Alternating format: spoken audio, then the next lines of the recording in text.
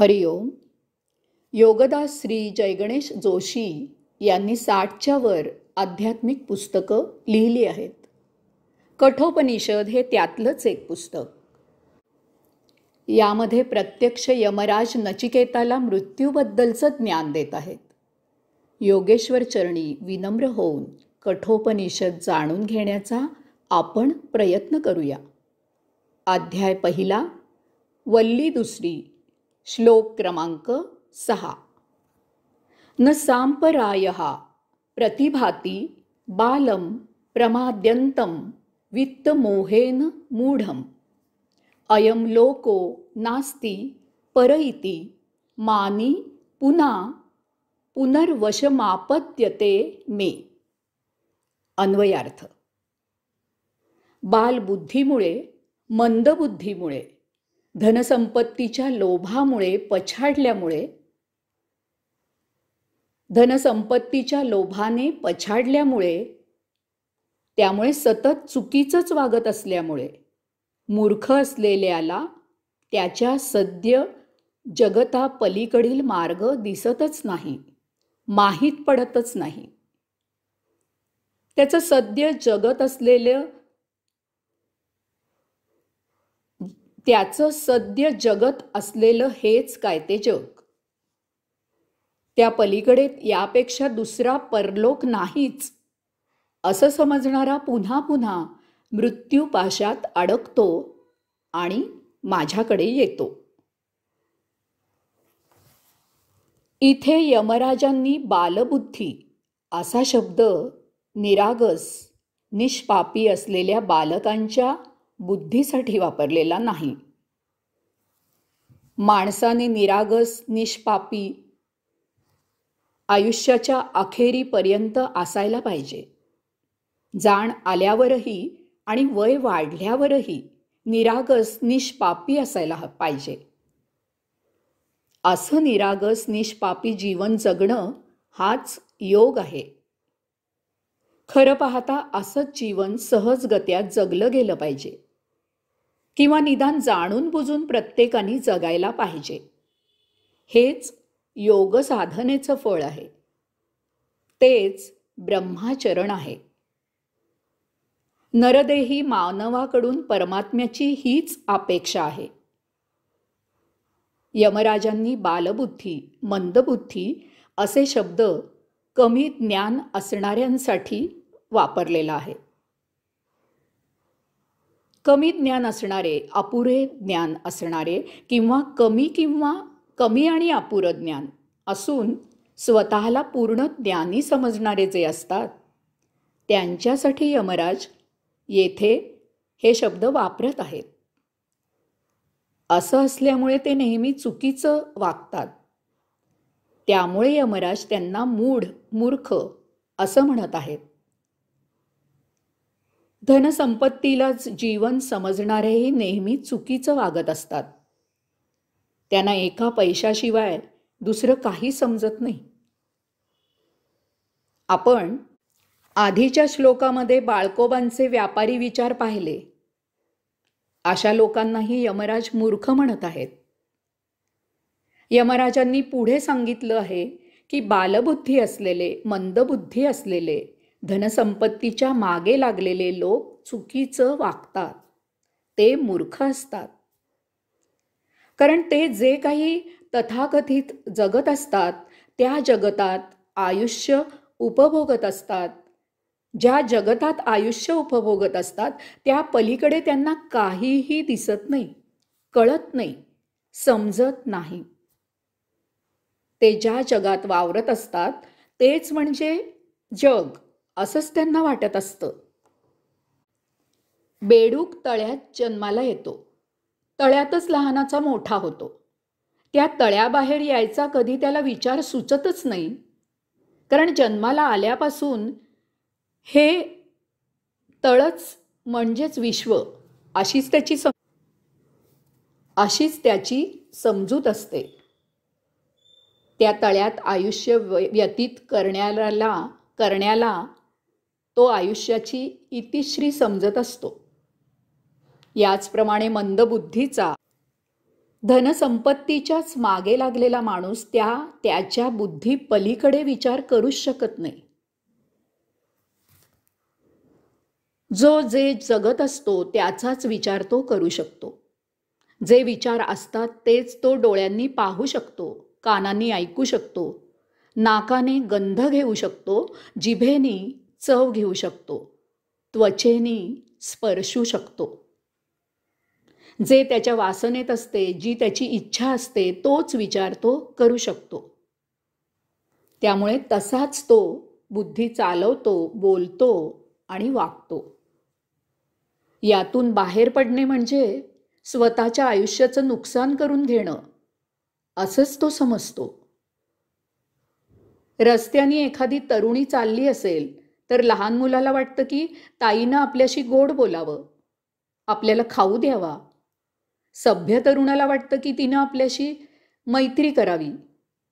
असभ्य तरुणाला वाटतं की तिनं त्याच्यावर प्रेम करावं. प्रौढ माणसाला वाटतं की तिनं त्याच्याशी आजोबा अशी न हाक मारता काका अशी हाक मारून बोलावं.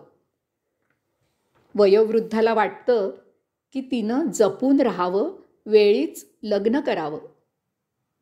याचप्रमाणे हे मूढ लोक स्वतःच्या वासनेप्रमाणे आयुष्याचा विचार करतात. त्यांच्या जगतापेक्षा वेगळं असं काही जग आहे याची त्यांना कल्पना नसते.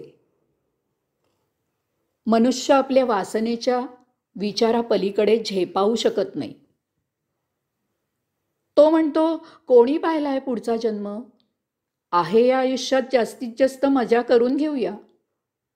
ही मजा करताना आपला जन्म कसा झाला याचा विचार त्याला सुचत नाही.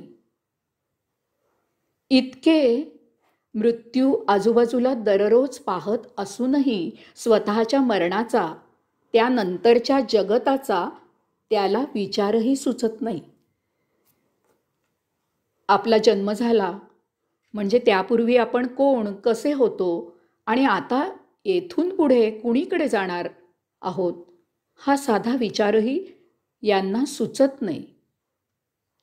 बी रुजते, बीमधून कोंब बाहेर येतो. याचा अर्थ कोंबाच्या आधी बी होतं आणि बी आधी फळ होतं, त्याआधी झाड होतं. हे दररोज अनुभवत असूनही या मूढांना स्वतःच्या जन्माआधीचं आणि मरणानंतरचा शोध घ्यावा असं वाटत नाही. तो बालबुद्धीचा, मंदबुद्धीचा मूढ एकसुरी पैसा, धन, दौलत मिळवत सुटतो. मृत्यू येण्यापूर्वी जास्तीत जास्त पैसा मिळवण्याच्या मागे लागतो.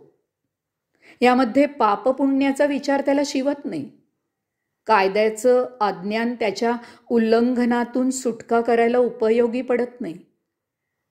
कायदा मोडला की कायद्याबद्दल अनभिज्ञ असणाऱ्याला शिक्षाही होतेच. याचप्रमाणे भोगापवर्गतेच्या आध्यात्मिक कायद्याचं अज्ञान त्याच्या भोगांपासून सुटका व्हायला उपयोगी पडत नाही. या अशा मूर्खांना त्यांनीच निर्माण केलेले भोग भोगावेच लागतात. त्यांची त्यामधून सुटका होत नाही. यामुळे ते जन्ममरणाच्या फेऱ्यात अडकतात, मृत्यूच्या पाशात अडकतात, परत परत मृत्यूलोकी जन्म घेतात. याचमुळे इथे यमराज सांगत आहेत की मूढ लोक माझ्याकडे येतात, कारण देहपतनाच्या वेळी आपण मरणार म्हणून दुःखाने आक्रंदन करतात. कोणी मेलं की त्याच्या सभोवती बसून रडतात,